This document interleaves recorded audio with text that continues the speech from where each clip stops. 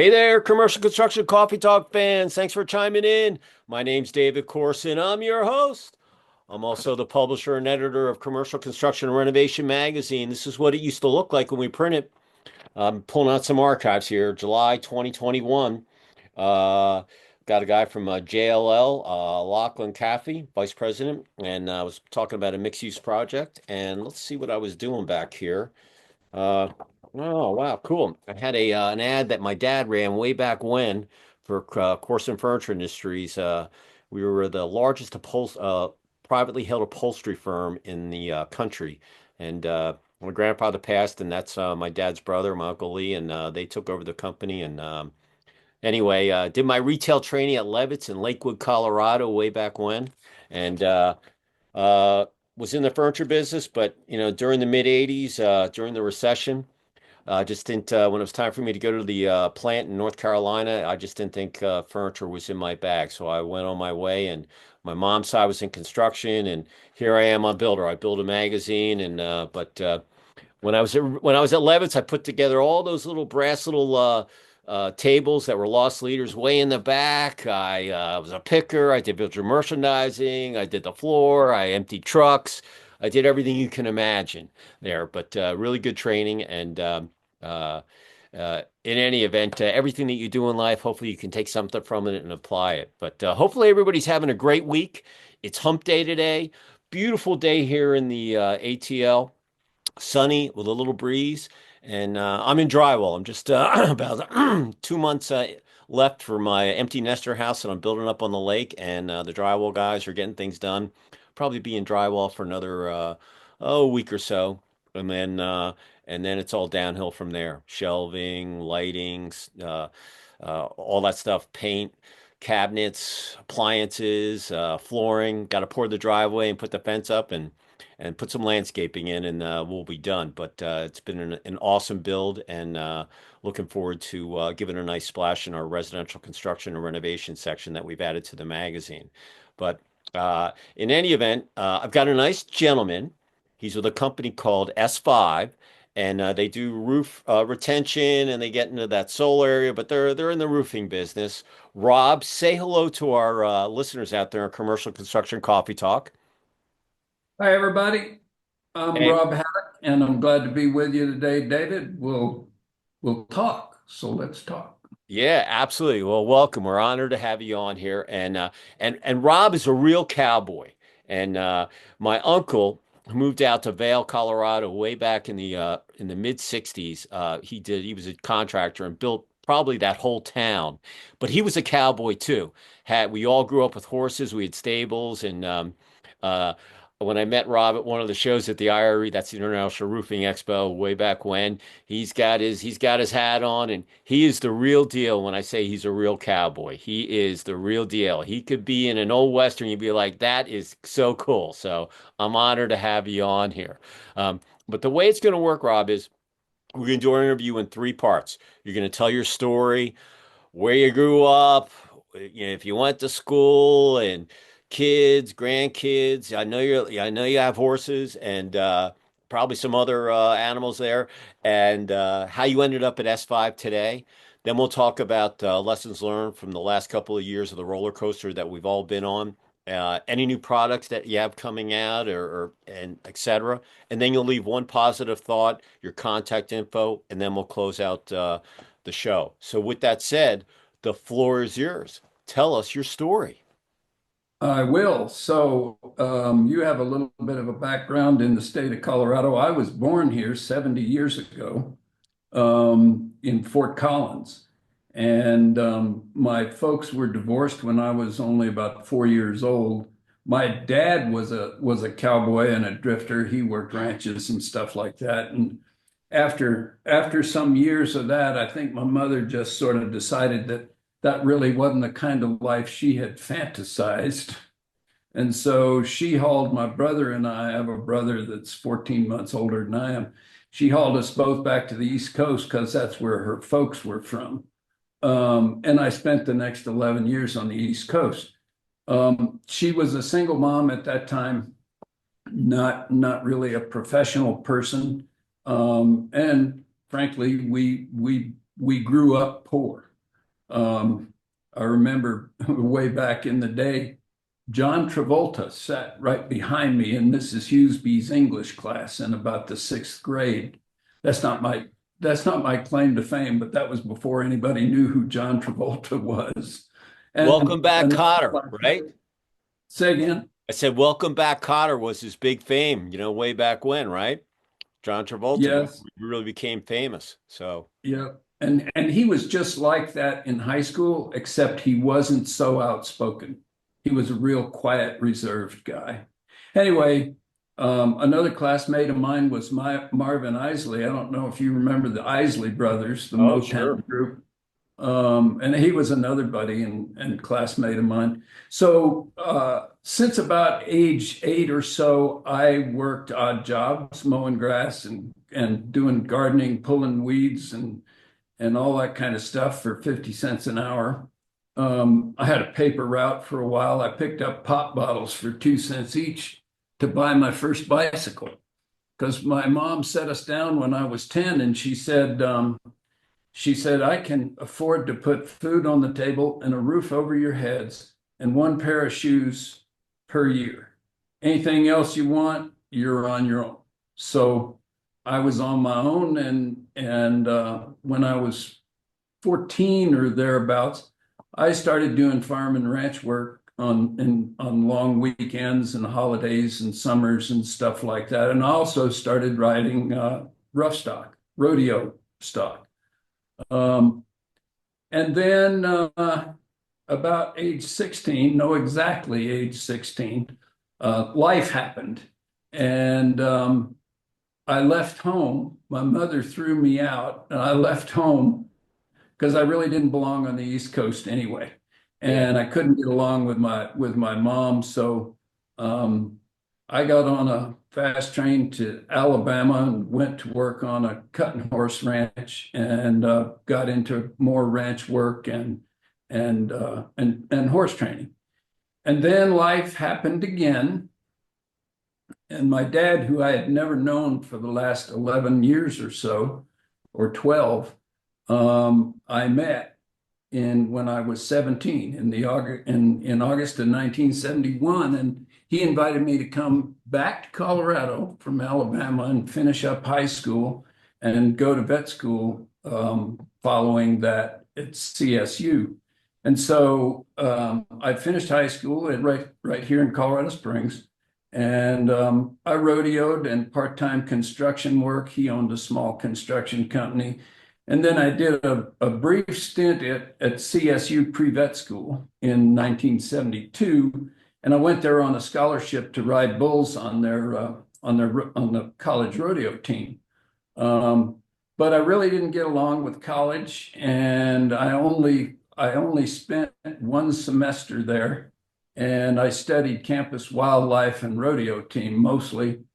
And the dean of schools invited me to pick up my grades or leave. So I did the only thing that was feasible. I left. And from then on, for a while, I did ranch work and rodeo and full-time employment also at metal construction. And then life happened again.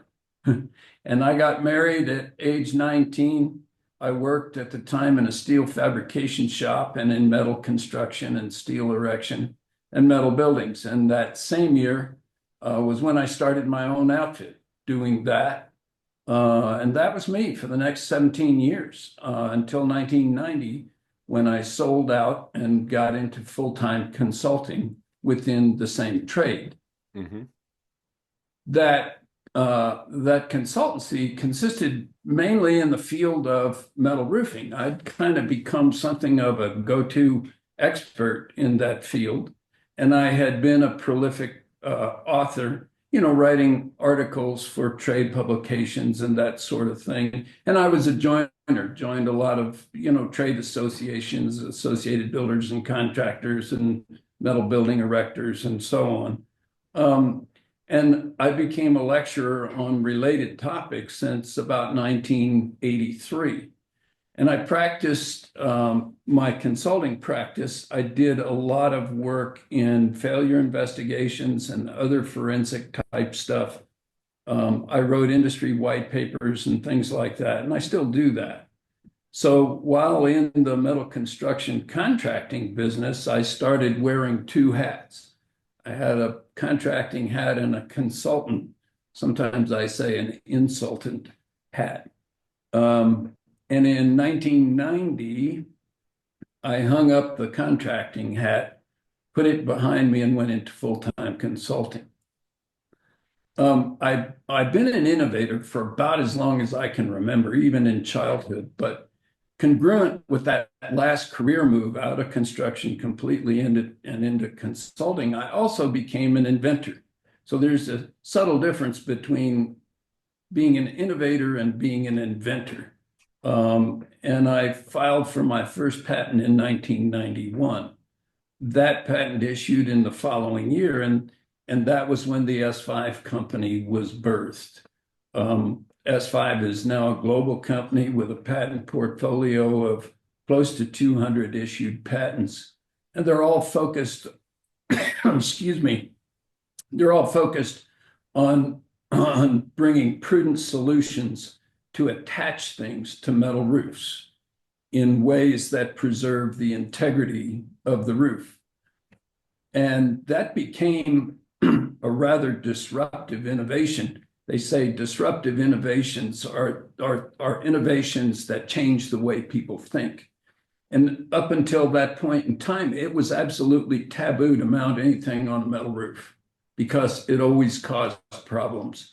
And so S-5 attachment technologies changed the way people thought about metal roofs. It became a product category, and we have many SKUs and many individual products, but they're all manufactured in off-the-shelf penetration-free solutions for standing seam roofing and tested and engineered to do it the right way. And we've actually coined that phrase, the right way, and trademarked that within the space that we operate.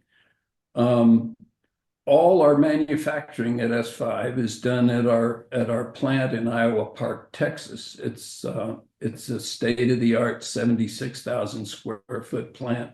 And Iowa Park is not in Iowa, it's in Iowa, Texas. It was named for an Indian tribe, which migrated up into the state of Iowa, and hence how Iowa State got its name. So that's where our manufacturing is done, our warehousing is done in Mineral Wells, Texas, and almost all other company functions are here at our campus in Black Forest, Colorado. And we have brought most departmental functions in-house. So we outsource very, very little. So all our marketing, our sales, our video productions, our R&D, our testing, and so on is all right here on this campus where I'm talking to you from.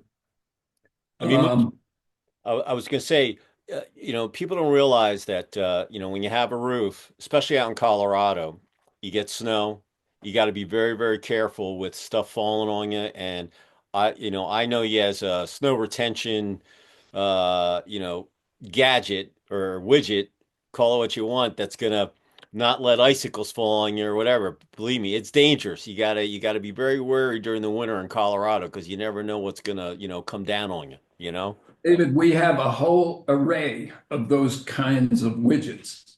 And that was really our entree into the field of attaching things. And when I invented that basic technology, it really was aimed at snow retention, preventing rooftop avalanches. But as time went on, well, really very early in the game, when I invented this technology and I took it to the lab to test it for holding strength and stuff like that, I realized that I had invented more than just a snow guard device, that it could be used to attach virtually anything.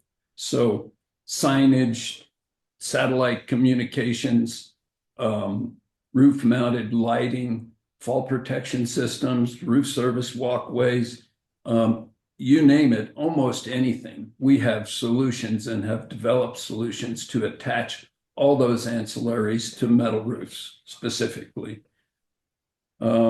I have three adult children now, and they all have S5 blood running in their veins. And I used them back when I could have been accused of child labor. I started Yeah, this thing in my barn.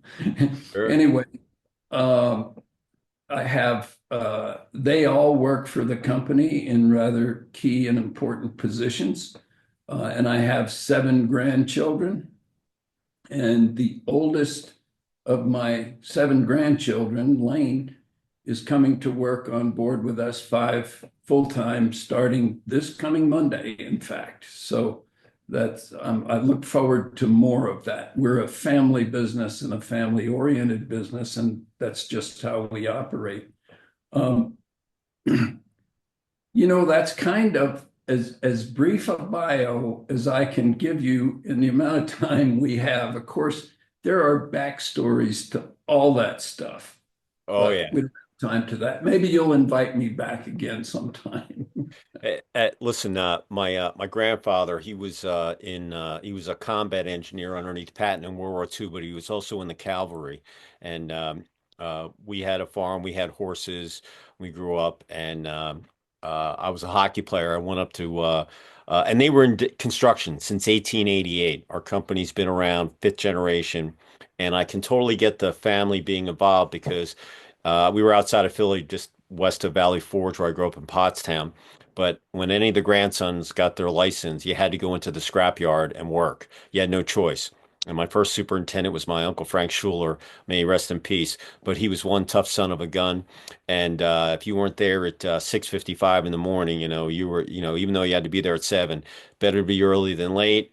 Last one to leave, and learned a lot there. But I shoveled asbestos, I welded, I laid railroad track, I did, all of that stuff. And it was just the reality. Back then, if you were a granddaughter, you weren't, maybe today they probably would make them work in there, but as a grandson, you had no choice. If you want to get your license, you're going out to the scrapyard, and you got to start with Uncle Frank, and he tamed us all. But now my cousins are my age, they're running the company, and it it was it was amazing. I was named after my great grandfather, Daddy Dave Pollock, and oh shoot, after World War II, they did all the recycling. We've got these really cool Super 8 that we've converted to digital now. But we used to add all the Jeeps and the tanks that they use for metal. So we were in sustainability before that was even a word. And another man's junk is another man's gold. And that's kind of my construction side of things. But as a family-oriented business, my grandfather's one of 13 children. So everybody had kids, and it was a big family, and we all, we would we all had horses and motorcycles, and we just did everything in family. So I can appreciate the family S5 blood running, through your siblings and your family, and it's really, really cool that they're going to carry on the name. Uh, And that family orientation, I might add, David, extends right into the heart of S5 because we treat all our colleagues and workmates as family. We treat all our vendors as family. We treat all our customers as family. It really is a business culture or a personal culture that permeates the S5 enterprise. you know, as you said, that, I've been by your booth at multiple shows over the years, and the S5 booth is always very accommodating. Everybody's always friendly. How can we help you? And I can tell you that transforms, out in public, not just within your buildings, that, S5 has that family atmosphere. And believe me, I used to walk 20 or 30 trade shows a year, World of Concrete, the IRE show, the science show, lighting. I can go down the list of all the events that I would walk every year. And S5's booth, always accommodating, and always everybody has a smile on the face, and they all like what you do. And listen, there's some other people that do the snow retention thing that are out there, but you're the pioneer. And uh, it it's like I said, there's nothing like working with your family and then having your employees and your clients in that family repertoire. You rarely see that, these days. It's kind of old school. If I don't mean to put an age on you, but it's nice to hear that that stuff still goes on today. You know where I'm coming from? Well, yeah, I know exactly where you're coming from, and I have never. The bigger we get, the more I don't want to become too bureaucratic. You know what I mean? Hmm. Large companies seem to develop more and more rules and regulations and SOPs and all that stuff. And some of that, of course, is necessary as you grow. But we won't ever get bureaucratic, not as long as I'm alive, and my kids feel the same way. So it will become a multi-generational company eventually, and I hope that that culture, and I expect that it will be preserved through multiple generations. Listen, like I said, my cousins, they're, fourth, fifth generation. They're running our company, and it, uh, everybody has that in their blood. And listen, if I wanted to stay there, I probably would have been one of the owners at this point. But I kind of, I did, like I went out to DU. I was a hockey lacrosse player. And then I did the 5-year plan. I took a year off. I worked up on the mountain and had my pass. And I can remember we used to play Air Force every year. And I-25 down to Colorado Springs. There used to be nothing between Denver and Sea Springs except rolling hills. And a Yeah, couple years back, I had did a weekend event at the Biltmore, and anyway, we flew into DIA and we went down, and I was telling people, I said, listen, this used to be all rolling hills. It's amazing. They built a train, everything's built up, and it's almost like a Denver, Colorado Springs corridor. It is just unbelievable what they did. And when I was yeah, in Denver in the it's mid becoming '80s. a strip city. Yeah. And when I was in Denver, the oil boom had gone, and all the buildings downtown were empty. And Larimer Square, I think, had the Comedy Works and one other bar, and that was it. And now you go back, and Denver's just blossomed, and I mean, just all little towns. Centennial, Aurora was a little dinky town. Now it's just massive. And then they moved the airport out, and but I have fond memories of Colorado, and we still have some property out there. And I was a ski bum. I did got some awesome video of me going through the double diamonds way back when in my day. And it was a great place to go to school. And after I graduated, I did my retail training, and then, like I said, it was time for me to go, and just kind of did my thing, and I ended up in publishing, and here I am, 25 years later, still talking about construction, and I'm still in construction. I build this magazine. I used to do it with paper and ink. Now I do it digitally since 2020. 2021 August was our last issue that we printed when we had the largest facility that White Castle constructed, and I never get bored. I always can say that I built this, and but now I do it digitally, and I've become a content creator. So it's been a nice transformation. And last year we had 49 million people hit our website, consuming content. And before March of 2020, we never had that kind of traffic, but we worked at it, and it's been amazing. So all you out there that have hit our site to consume content or look at the magazine or events that we do or these podcasts, we appreciate you. You're all golden in my book, and I couldn't have done it without you. And having people like Rob on here, telling their story, like I said, it's an honor to have you on here. Um, let's transition into the last couple of years. So March of 2020, there's cranes everywhere, low unemployment, inflation nil, and all of a sudden, boom, everything stops. And kind of everybody was in an unknown. Oh, it's going to take a couple weeks, maybe a couple months. But here we are, almost 5 years later, and we're out of the tunnel, but there's still some hindrances, speed bumps, or potholes that we all have to get over. Talk about how you weathered the storm, leading the charge, with your family behind you, working with you. What lessons that you learned over the last, 4 to 5 years as we go into the remainder of 2025 and beyond. Well, I've always said, David, that life happens and things happen that we don't expect. And I've transitioned from careers that I was going to pursue. When I was a kid, I was going to be a professional horse trainer, and then life happened. And then I was going to be a vet, and then life happened. And then I was going to be a bull riding world champion, and then life happened, and I got married. And the winds blow, but they blew really hard in 2020, and we had to shift. But I mean, that's how we get along in life. Is we're able to shift and transition and chase a different rainbow, if you will. So at that point in time, we thought this is going to be pretty disastrous, but we shifted, and we couldn't travel anymore, and a big part of our business was putting salespeople on the road and calling on customers and all that kind of stuff. You couldn't do that anymore. So I got my staff together, when the defecation hit the aeration device right around that time. And I said, well, what are we going to do? We need to develop a new plan. We need to do it quickly.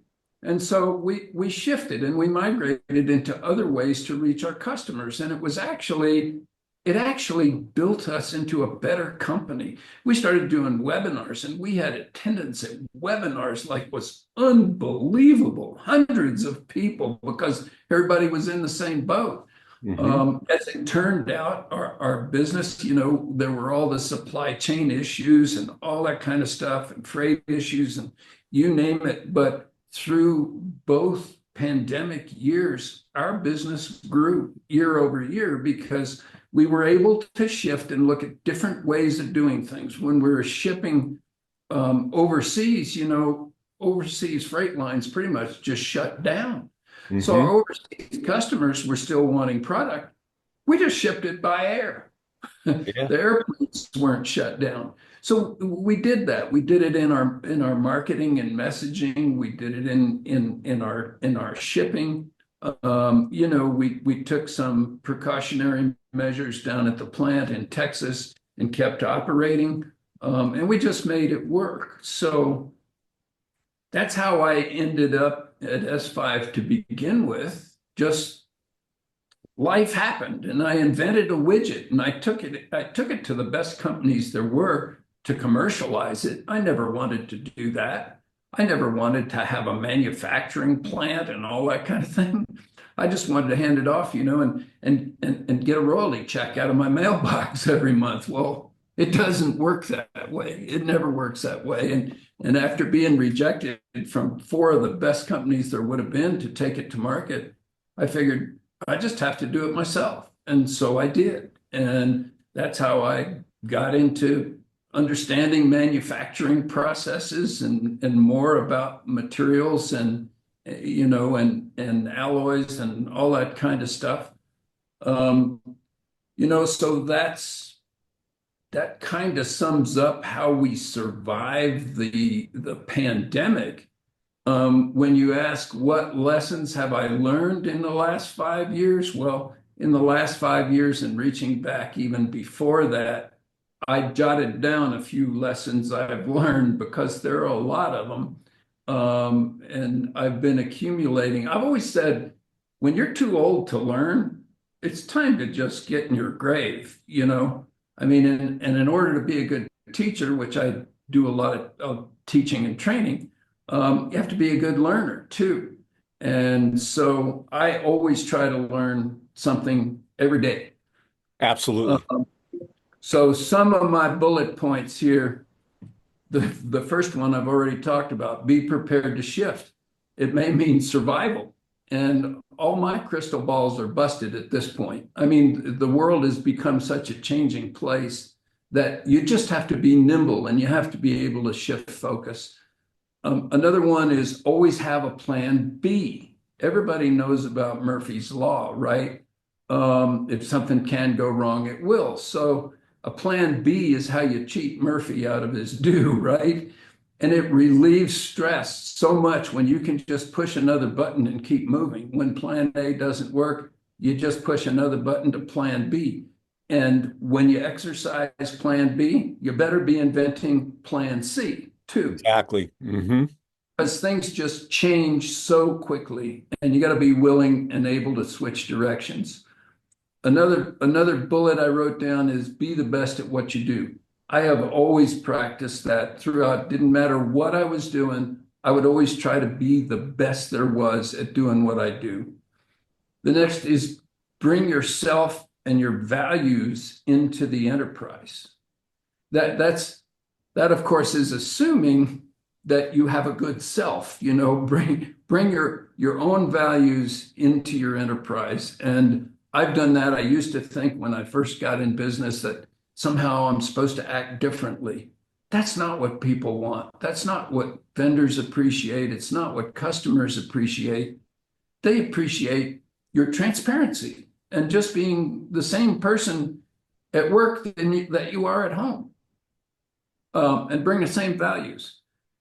Another good one is, a friend of mine once stopped in to visit me at my home, and he said, Rob, he said, how it's been a coon's age since we've seen each other. How's life treating you? And before I could answer, he stopped and he said, that was a bad question. He said, how are you treating life?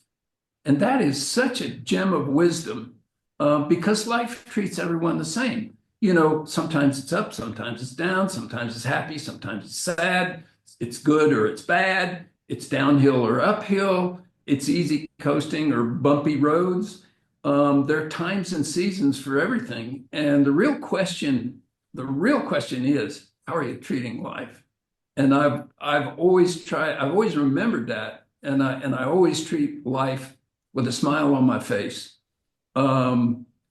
Another one is whatever your lot is, build on it.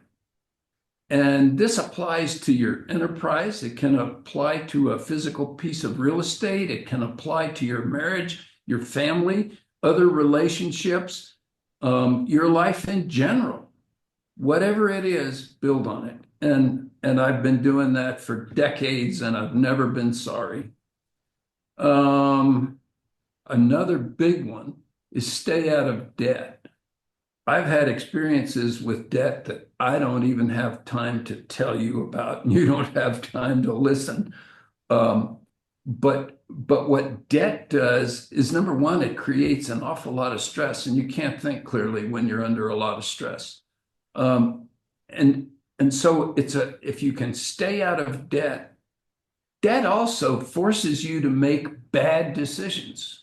It forces you to make decisions that you wouldn't otherwise make, or you'd make them differently. So I've been debt-free since 1988. I don't own anything that's mortgaged and won't ever. So it's so much better. It's a much better way to live. Another one, there's no substitute for diligence. Work hard and work tirelessly.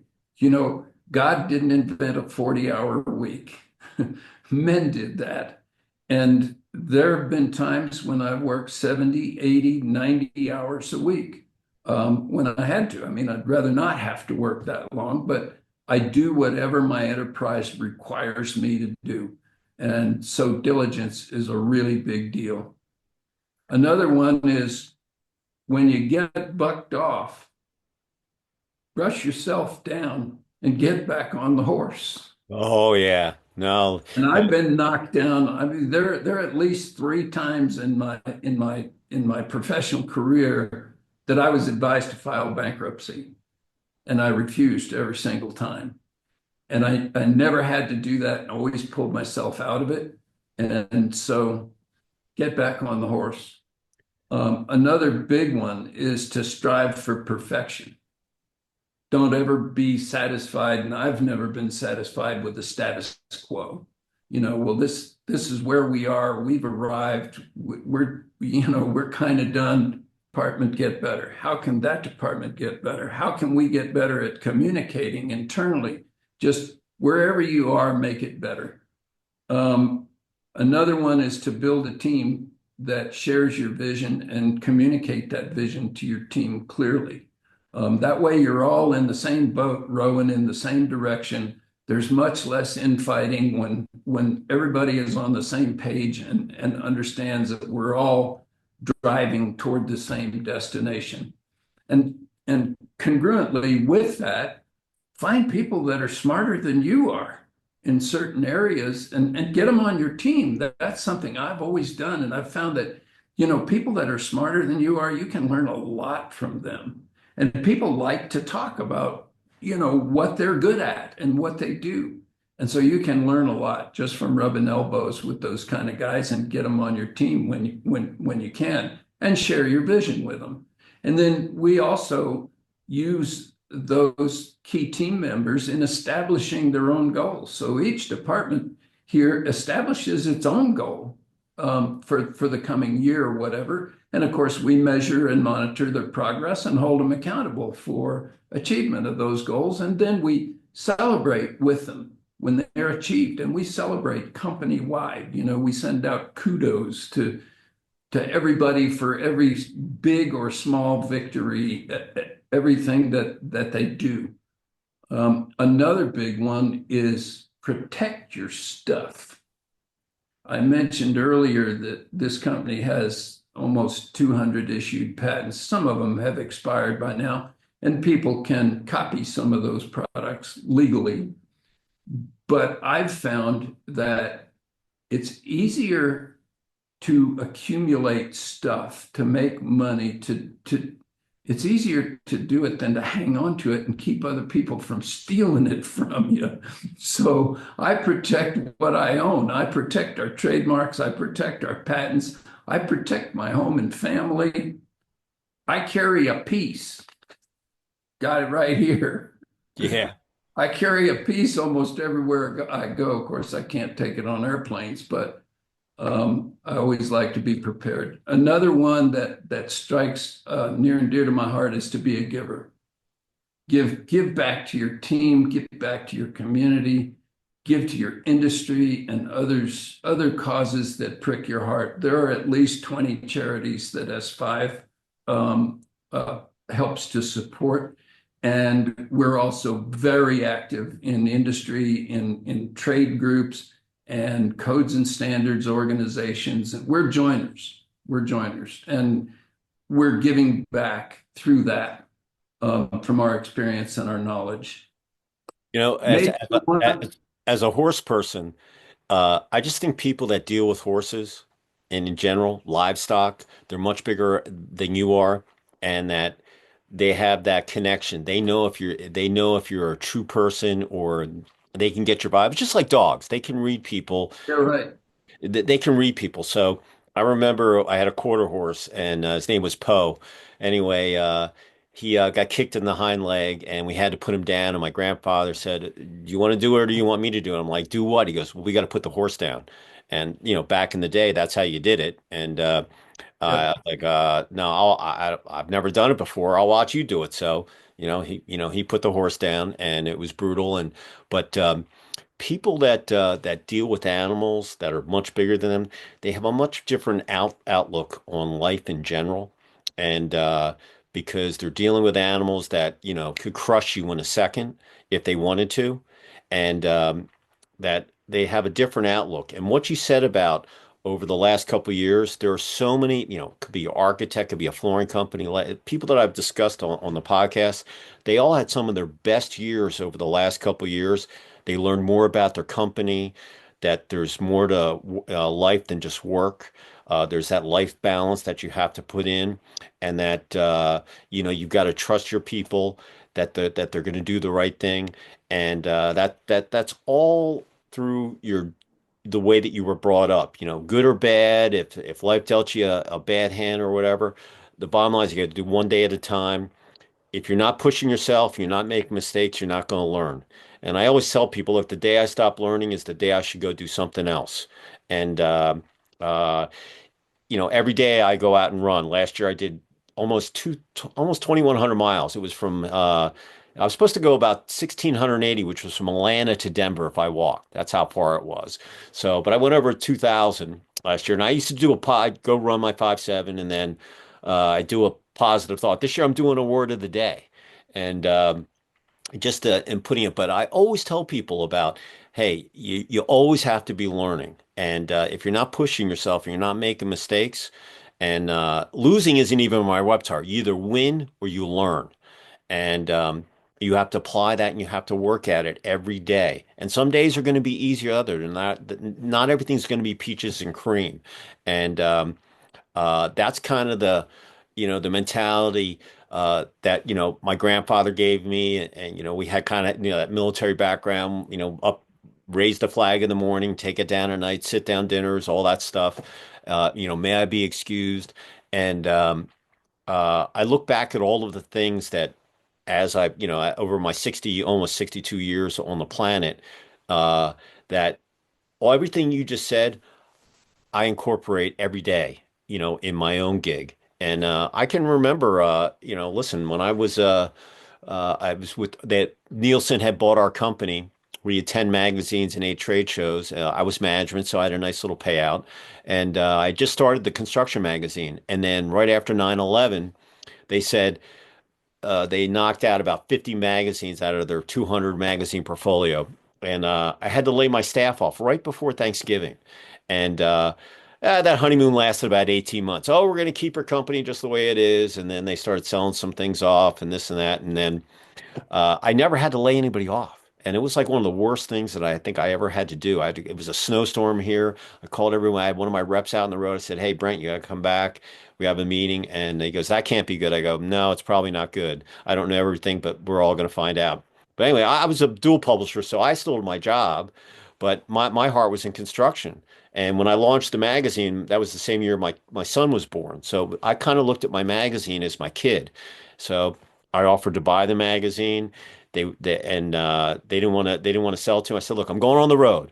When I come back, you make a decision." They thought I was bluffing. I came back, "You going to sell me the magazine?" And I said, "No." I said, "Here's my resignation. I resigned December 17th, 2001. And here I am standing today. And all the things that I've gone through, the internet bubble, the '08 crash when the economy fell off the cliff with, housing. And then we came back. And then, now, this gig, with the shutdown. They were all learning experiences, and believe me, uh, back in March of 2020, I had just had my largest event that I had done, and in Jacksonville, and I was fighting with the printer because I told him, I said, "Look, half my circulation is furloughed or their offices are closed. I don't even know if the post office is going to deliver these things. It's a waste of paper and postage." And they're like, "You've been a publisher forever. You understand it's economies of scale." And I just wanted to do a small press run. So I was like, I bit the bullet and I put that March, April issue out. And then I sat back and I would get up in the middle of the night. And my wife would go, where are you going?" I'm like, "I got to think." And, my artist and my editor said, "Hey, let's go digital. We have all this content. We've got plenty of stuff. Let's just go this route." And it was scary because I was worried that people weren't going to follow me. And it uh, it was dicey, but we made it through. And I made the transformation from digital, but with all the things that you just said are all inside of me. And it I really like a one-liner you put out there just a minute ago. what was You, that? you either win or you learn. Yeah, yeah, And it's there's something good. There's a silver lining in all the mistakes you make. And I've probably learned more from the mistakes I've made than things I've done right. So I like that. I'm going to use that. You You either can win take it. or you I don't even know where I got it, but it just kind of sat with me. And I can remember one time my grandfather came in and it was actually called the Denver Painting Company. They used to do paint all the train cars, and we had to build these sandblasting booths that they would sandblast the train cars before they would repaint them. Anyway, he was an alum. So my project manager for that job, his name was Dominic. He was the superintendent on the job. Anyway, we just put up these sandblasting booths in the old Bethlehem Steel plant in downtown Pottstown. And the yeah, owner of the company was a University of Denver alumni. So he comes in with my grandfather, and Dominic comes, "Hey, Dave, you got to go up on top of the booth and unhook the overhead crane." And I'm like, "I am not going up there." He goes, Big Sid's over there with the client. You got to go back up there. And don't you trust your welds? I said, no, I don't trust my welds. And below there is railroad tracks. And it's a good 25, 30 feet down. It's going to hurt if they don't hold. And he goes, it's your choice. You got to have dinner with your grandpa, tonight at dinner. So my advice is you get up on there and go unhook it. So I climbed up, I unhooked the overhead crane, and then I came down. So at dinner that night, we're sitting there, and he looked at me. He goes, "Hey, that was pretty gutsy of you to go up there and do that." And I said, "Well, I had no choice. You were there with the client. I mean, I had to, I'm family. I got to go up there. I know you would have done it." And he goes, "Well, I would have done it, but I would have been hesitant. But you went right up there and did it." And I said, "Well, I had all the pressure on me, and I figure what's the worst that can happen? I go break an arm or fall, or I'll heal." And the welds held, and I was psyched. But you look back at all those little things, and they just kind of mold you. So I've taken things from the construction side, from the upholstery side, and just in general, and have molded myself. And but horses, I'm telling you, we had horses our whole life. In fact, I went to hockey school up in Canada every year because I wanted to play professional hockey. And I went to this place called the Hockey Ranch. I used to get the Hockey Digest. I was like 8 years old, and I told my parents, "This is where I want to go every summer." And a lot of my friends went to camp. I went to hockey horse riding camping. So I did 4 hours of horseback, 4 hours of hockey. Lived on the ranch. It was in Pickering, Ontario, which was about 45 minutes outside of Toronto, and went up there for a good 8 or 10 summers. And uh, it was probably the best thing that I ever did. And I can ride Western or English, either or. It doesn't matter to me. Bareback. I had a buckskin, I had an Appaloosa, I had the quarter horse, Palomino. I mean, we had a ton of them, and but we all grew up on horses, and that was the one thing, cleaning out the stall, all of those things to make sure that animal, maintained itself and would have a long life, and that you could take something that was much bigger there that they could trust you to put a saddle on it, cinch up, the saddle so it's nice and tight, and not stample you when you're cleaning their hooves, and so forth. It's just an amazing thing. So talking to, like I said, you're a real cowboy, so I can appreciate everything that you've done. I mean, I remember going down to the Denver stockyards when they would come in every year for the show in downtown I Denver. just came back from there. They just had the stock Yeah, show. no, I was there I, last I, weekend. Yeah, we used to get out for the tractor pull, and when I was in, DU of the fraternity, but we used to get down the stockyards. That was if you've never been to the stockyards, anybody out there in commercial, you got to go. It is unbelievable. You want to see animals, and it is an amazing thing. They all take downtown Denver, and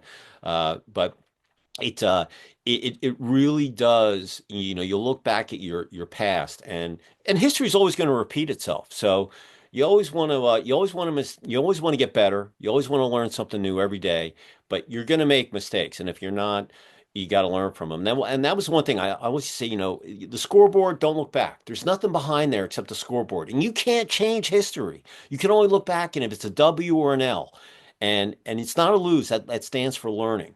And you should always look forward. If you forgot what the score is, you can look back. I'll let you go on that. But you just have to move forward. You're not going to win everything. Not everything's every day is not going to be great. Some days are going to be gloomy. Some days are going to be okay. Some days it's going to be sunny. But it's like a weatherman. They've got the best job ever. They can either be partly sunny or partly cloudy. They get a 50-50 chance. It's going to be rain, or it's not going to rain. That's the job that, I would love to have, because the percentages are in your. But in real life, out in the world, it's very competitive, and businesses, it's vicious out there. It just is. And so being an athlete and dealing, working, I had to work all through my life. And it all of those things that I learned, being on time, doing your best, doing 150%, leave it all out there in the field, being able to look yourself in the mirror at night and saying, look, you did the best you can. You're going to get some good sleep, and wake up with a smile, make your bed so you do something positive right off the bat, and then put a positive face off, get in the shower, and go for it every day.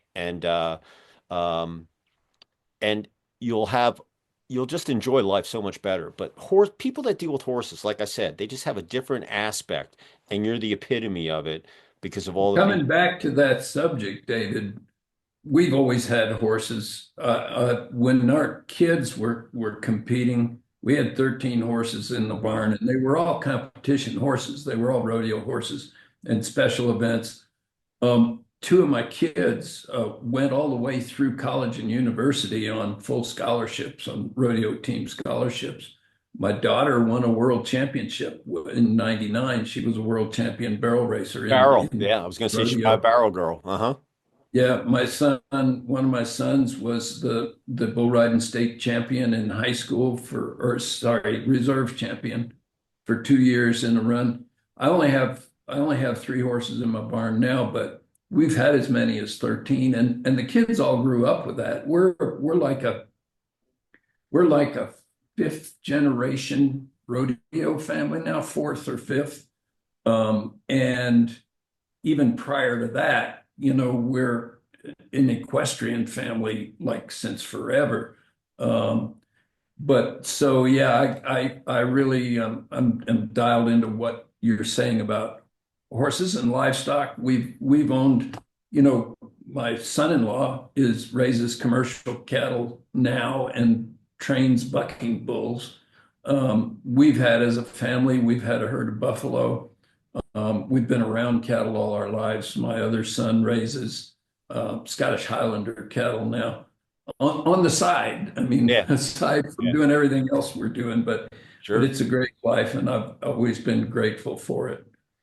Well, Um, let me ask this. If someone wanted to find out, well, listen, if they want to talk to you, I'm sure you would talk horses and all that kind of stuff. But if there was someone that was like working on a metal building and he wanted to touch base with you or one of your technical guys in your team about how the snow retention device gets connected to the metal roof or whatever their issues are, if they just they were thinking about using a metal building and snow retention systems, etc., how would someone reach out to your firm?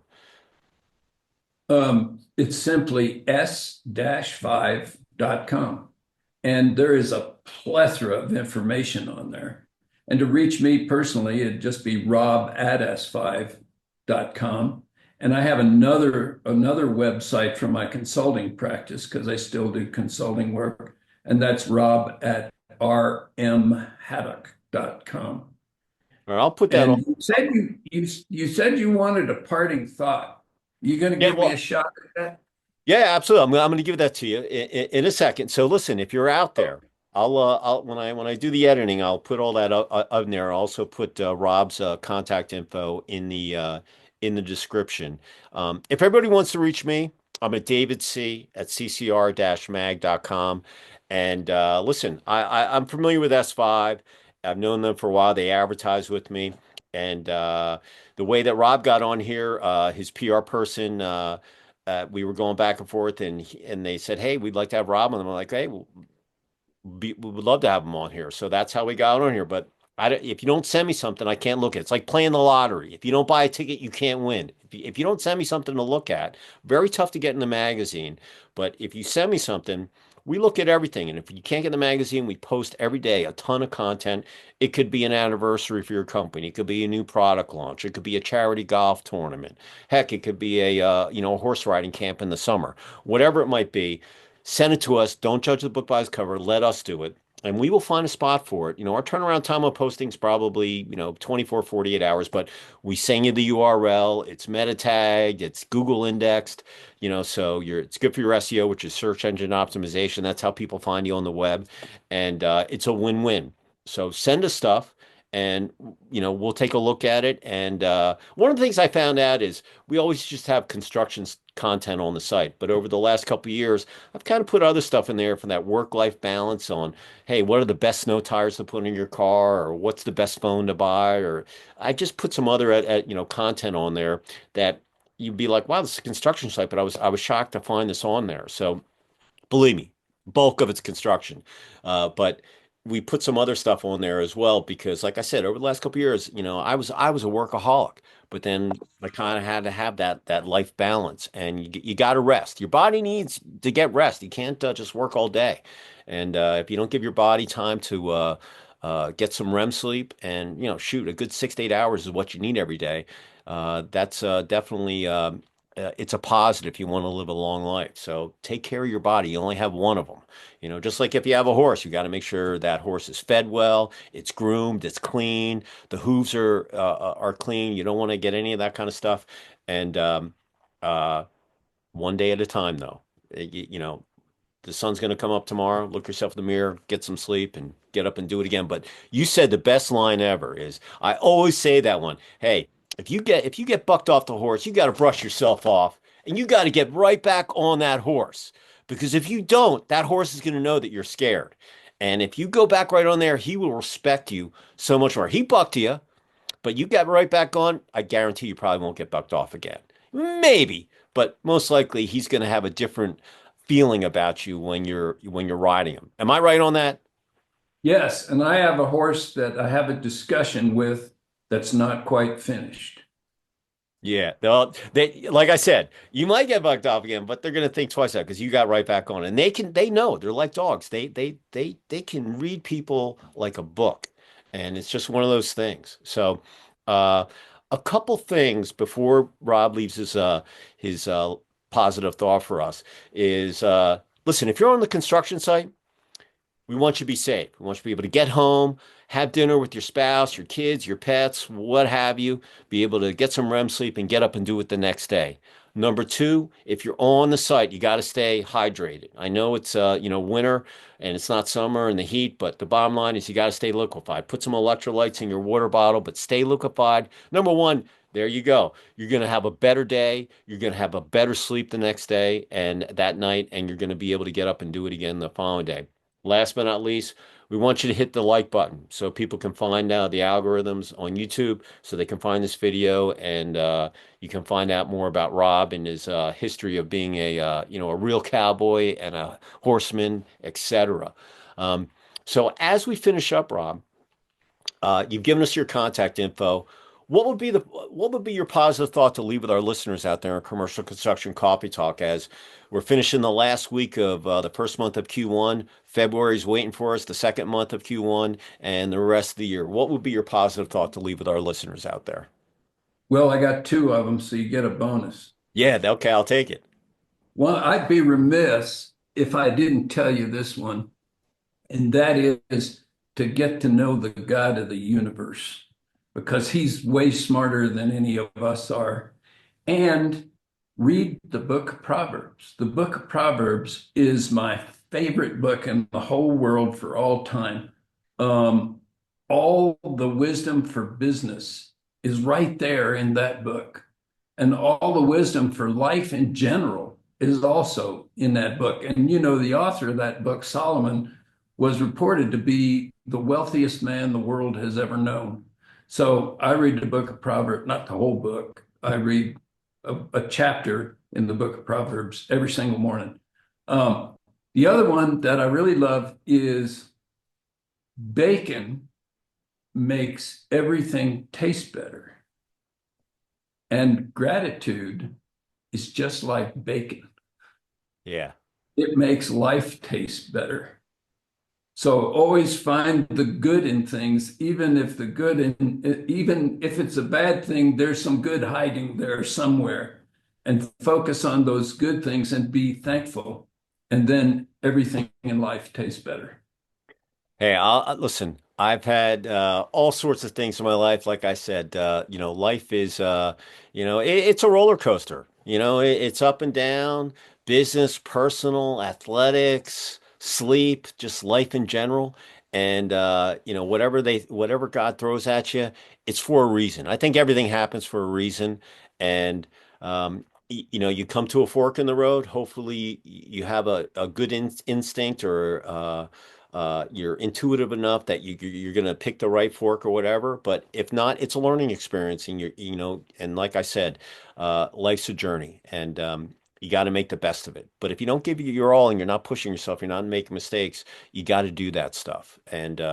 Um, and remember, losing should not be in your verbiage. It should be learning. You either win or you learn. And that's just the way that I live my life. And um, it's been awesome, talking to you.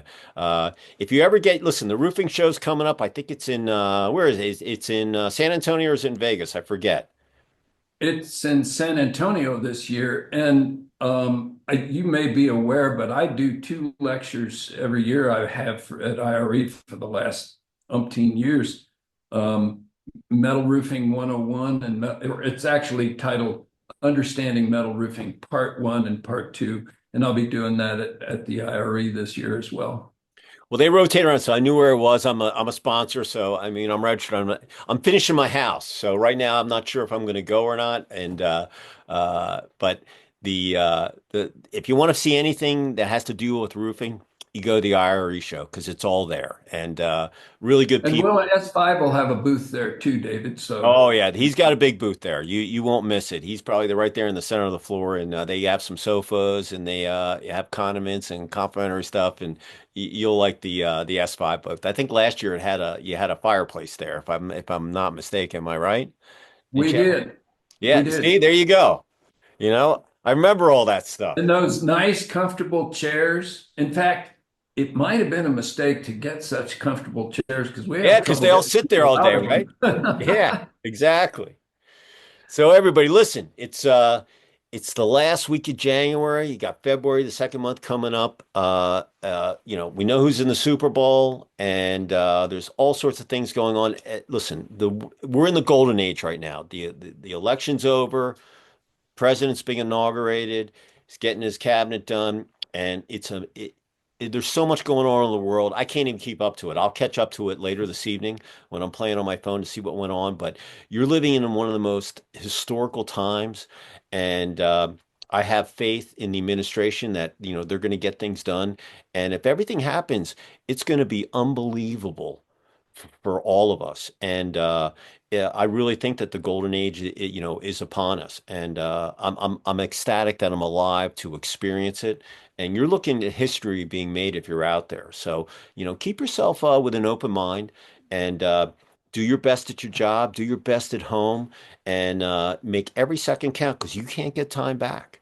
And every second counts, especially, like right now, I'm 62. I've got X amount of years left, hopefully, more than less, but I'm trying to make the best of it and stay positive. That's the only way, and have a smile on your face. Have fun. If you're not having Attitude of gratitude. yeah, gratitude, be grateful, be thankful, and all that stuff. So, Rob, pleasure. If I when I get out to Denver, I'd love to come down and see your spread and maybe Oh, we'd love to have you. Sure. we'll go for a ride. I'll bring my boots and in any event, uh, say goodbye from Colorado Springs. Thank you very much. God bless you and your listeners. And I'll see you next time I see you, not before. Yeah, absolutely. I'm going to sign off from Sugar Hill, which is right below the Beaufort Dam on Lake Lanier, about 25 miles north of downtown Atlanta. Uh, Listen, we appreciate you all finding us out there, and we will see you next time on another episode. Rob, it was honored to have you. I thoroughly enjoyed the conversation, and I will see you out, just south of the Mile High City. And everybody out there, have a great rest of the week. Hump day today. You got tomorrow, and then TGIF, boom, and then the weekend. So, and then the second month of Q2 starts. So, everybody, remember, be grateful and keep the faith. And we will see you next time on another episode. Rob, cheers. Thanks for having me, David. Appreciate it. Absolutely. Absolutely. We'll see y'all later. Bye now.